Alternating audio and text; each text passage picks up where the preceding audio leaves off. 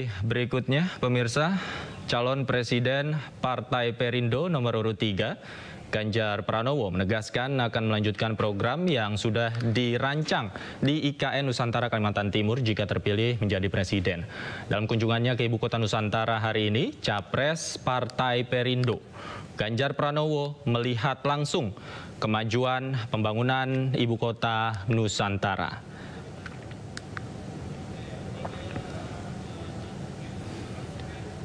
Ganjar Pranowo berkunjung ke rumah teknologi yang berisi tentang miniatur teknologi yang diterapkan di IKN serta berkunjung ke titik 0 km Nusantara.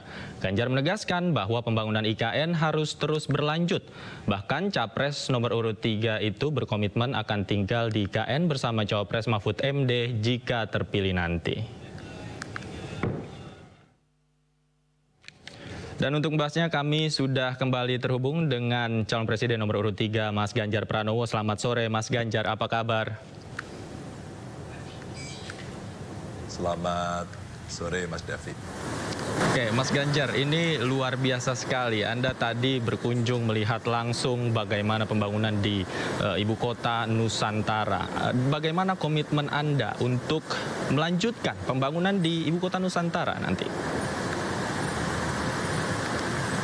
Ini prosesnya sudah 51% untuk bangunan utama dan ada 4 kantor Kemenko yang tadi dijelaskan kepada saya. Artinya ini sudah berjalan dan saya kira tidak bisa mundur lagi dan ini merupakan pelaksanaan dari undang-undang. Jadi siapapun yang terpilih karena ini undang-undang mesti dilaksanakan. Oke, artinya mesti dilaksanakan. Bagaimana kemudian Anda menjadikan IKN atau upaya Anda menjadikan IKN ini kota masa depan, khususnya kota yang ramah untuk semua. Untuk semua kan ini termasuk anak muda, Mas Ganjar, kemudian ada milenial dan Gen Z. Seperti apa, Mas Ganjar? Iya, kalau tadi dijelaskan kota ini dipersiapkan atau ibu kota ini dipersiapkan dengan kecanggihan masa depan.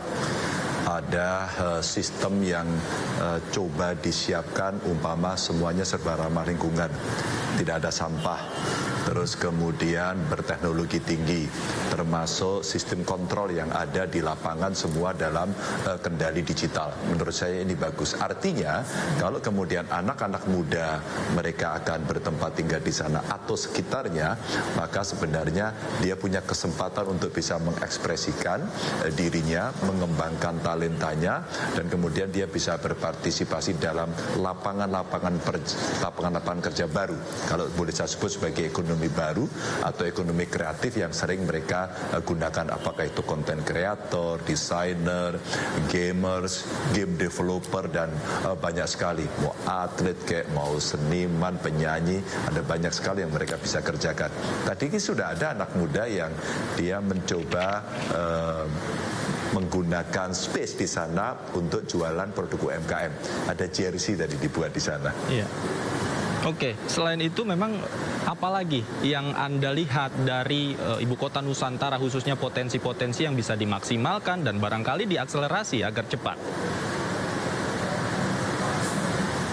Iya, sebenarnya ini tidak hanya di IKN dalam lingkungan ibu kota saja, karena akan berdampak di Balikpapan, di Samarinda, dan di Kalimantan Timur dalam arti yang luas. Bahkan hari ini saja dampaknya sudah sampai kepada Sulawesi, umpama yang di Sulawesi Tengah gitu ya, mungkin juga di Tenggara, karena beberapa produk dari warga yang ada di sana dikirim. Maksudnya produk itu potensi alamnya, sumber daya alamnya. Ada pasir, ya, ada batu split yang dikirim dari sana. Ini bagian yang sebenarnya dalam proses awal sudah terlibat. Namun memang ada pesan dari masyarakat lokal agar mereka bisa terlibat.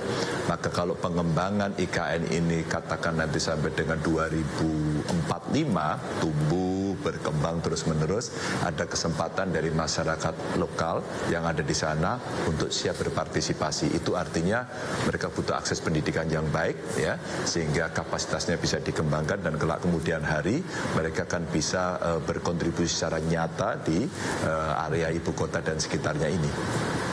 Oke, artinya mencoba untuk melibatkan berkolaborasi dengan banyak pihak untuk menggali semaksimal mungkin potensi yang ada di KN begitu ya Mas Ganjar? Ya, itu sebuah keharusan itu.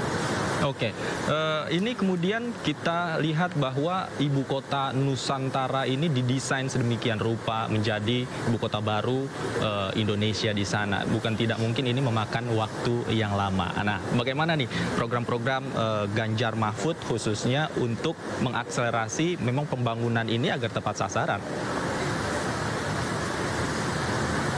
Oh iya, kalau tepat sasarannya kan sasarannya sudah jelas kalau itu. Sudah dirumuskan, ada guidance-nya, sehingga yang sifatnya fisik mesti selesai. Mungkin yang perlu disiapkan adalah mengembangkan ekosistem yang ada di sana.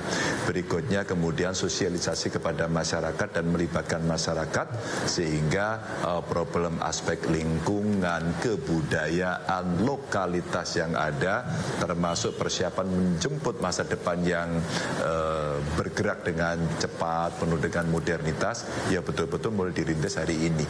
Maka satu, ketika modernitas yang dimasukkan di sana itu membutuhkan skill yang tinggi, maka mesti menyiapkan generasi berikutnya dan untuk pertama kali bisa kolaborasi. Nah, seterusnya kemudian kita harapkan pelan-pelan ada transfer teknologi, transfer pengetahuan, kemudian yang ada di sini nanti akan bisa masuk menjadi pemain-pemain yang handal dan mereka akan menjadi tuan rumah begitu di sekitar Kalimantan Timur ini. Oke, informasinya Mas Ganjar di sana juga akan menjalani beberapa agenda. Katanya juga akan bermalam dan menginap di sana, Mas Ganjar. Betul seperti itu, Mas? Oh tidak. Saya sudah harus kembali hari ini. Oke, terakhir Mas Ganjar, barangkali ada pantun, yel-yel atau slogan untuk ibu kota Nusantara ini seperti apa? Bukan slogan atau pantun. Yang penting mari kita buka informasinya, kita libatkan masyarakatnya, karena kemarin yang saya dengar dari tokoh masyarakat, tokoh adat dan sebagainya, mereka ingin terlibat. Tadi ketika saya cek kira-kira ada 30% tenaga kerja lokal yang dilatih untuk bisa bekerja sama. Maka mungkin kita sukseskan yuk IKN. Oke, sukseskan IKN, tentu itu harapan kita bersama Mas Ganjar, dan kita akan melihat bagaimana prosesnya nanti dan hasilnya. Terima kasih calon presiden nomor urut 3 Mas Ganjar Pranowo sudah bergabung bersama kami. Selamat sore Mas Ganjar, sehat selalu.